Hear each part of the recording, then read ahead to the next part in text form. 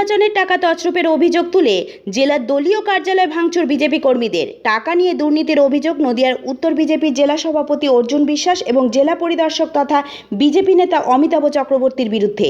এদিন এই দুই বিজেপি নেতার পোস্টারে জুতোর মালা ঝুলিয়ে বিক্ষোভ দেখায় বিজেপি কর্মীরা। পাশাপাশি ভাঙচুর করা হয় দলীয় কার্যালয়।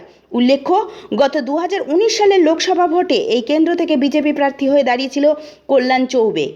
অন্যদিকে তৃণমূলের মহুয়া মৈত্র কল্যাণ চৌবেকে পরাজিত করেছিল। মহুয়া মৈত্র সাংসদ থাকাকালীন তার বিরুদ্ধে টাকার বিনিময়ে লোকসভায় প্রশ্ন করার অভিযোগ ওঠে।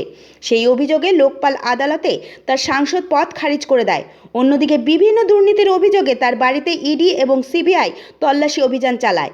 একাধিক দুর্নীতিকে উপেক্ষা করেও তৃণমূল সুপ্রিম ও মমতা বন্দ্যোপাধ্যায় চলতি লোকসভা নির্বাচনে আবারও মহুয়া মৈত্রকে কৃষ্ণনগর লোকসভা কেন্দ্রের প্রার্থী হিসাবে ঘোষণা করে।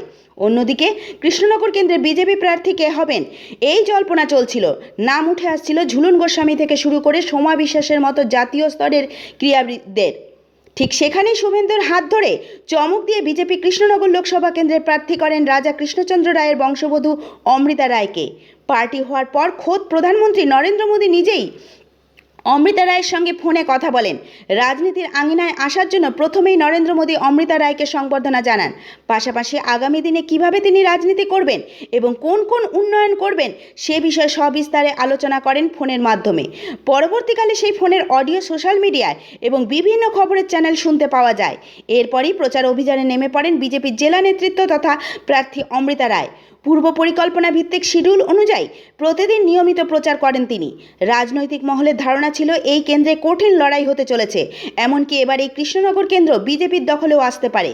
কিন্তু চলতি মাসের 4 তারিখে ভোটের ফলাফল প্রকাশের পর দেখা যায় প্রায় 57,000 ভোটে পরাজিত হন বিজেপি প্রার্থী অমৃতা রায়। এরপরেই বিভিন্ন সোশ্যাল মিডিয়ায় কৃষ্ণনগর বিজেপির জেলা নেতৃত্বদের বিরুদ্ধে একাধিক পোস্ট উঠে আসে। সেখানে দেখা যায় জালিয়াত নেতৃত্বের বিরুদ্ধে টাকা নিয়ে বিরোধীদের সহায়তা করার কথা। তবে নিজের পরাজয় স্বীকার করে নেয় বিজেপি প্রার্থী অমৃতা রায়। সরাসরি দলের বেশ কিছু জেলা নেতৃত্বের বিরুদ্ধে মুখ না খুললেও তিনি বলেন, আমি রাজনীতিতে একদম নতুন, সেই কারণে জেলা নেতৃত্ব থেকে শুরু করে নিচু স্তরের কর্মীরা সম্পূর্ণ আমার অপরিচিত ছিল। আর সদ্য নির্বাচন এগিয়ে আসার কারণে দলের এবং জেলা নেতৃত্বের কথা মতো আমি প্রচার চালিয়ে গেছি। জেলা নেতৃত্ব যেভাবে বলেছে আমি তাদের কথাতেই গ্রাহ্য করেছি, কিন্তু যে ফলাফল আমি আশা করেছিলাম সেটা হয়নি। অন্যদিকে ক্রমশ দলীয় কর্মীদের মধ্যেই ক্ষোভ বাড়ছিল দলের বিরুদ্ধে। জেলা সভাপতি অর্জুন বিশ্বাসের নাম করে সোশ্যাল মিডিয়ায় শুরু হয় পোস্ট। অভিযোগ ওঠে তিনি তৃণমূলের সঙ্গে আঁতাত করে দলকে টাকার বিনিময়ে হারানোর চেষ্টা চালিয়ে গেছেন।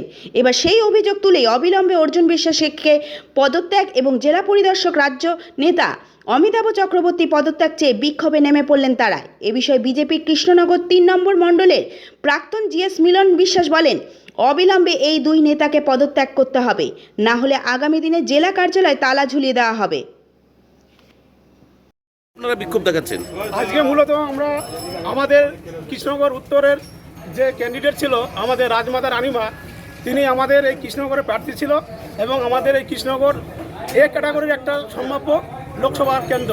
সেইখানে আমাদের যে রানীমা ছিল, রানীমাকে আমাদের যে জেলা সভাপতি অর্জুন বিশ্বাস, আমাদের কলকাতার যে এবং আমাদের রাজ্যের যে ওজিএস অমিতাভ চক্রবর্তীর স্বনামধন্য যে সভাপতি অর্জুন বিশ্বাস, তিনি তৃণমূলের সঙ্গে সেটিং করে এই রানীমাকে হারানোর জন্য আমাদের যে পুরনো কার্যকর্তা এবং যারা বিমুখ হয়ে বসে আছে তাদের সাথে কোনোভাবে ভোটের আগে বসেনি, আপোষ করেনি।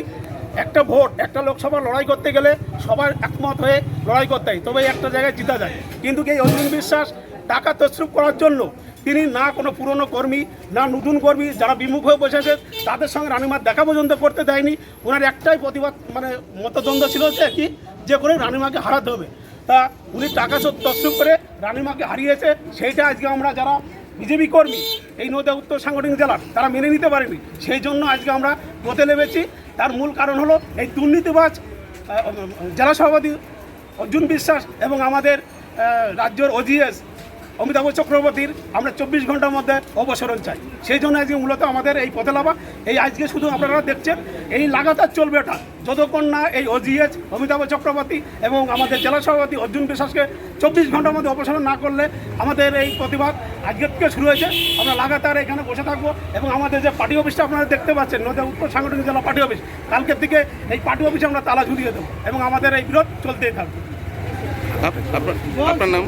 আমার নাম মিলন বিশ্বাস, আমি 3 নম্বর মণ্ডলের প্রাক্তন জিএস। নদিয়া থেকে কোহেলি দেবনাথের রিপোর্ট, সুন্দর বাংলা নিউজ।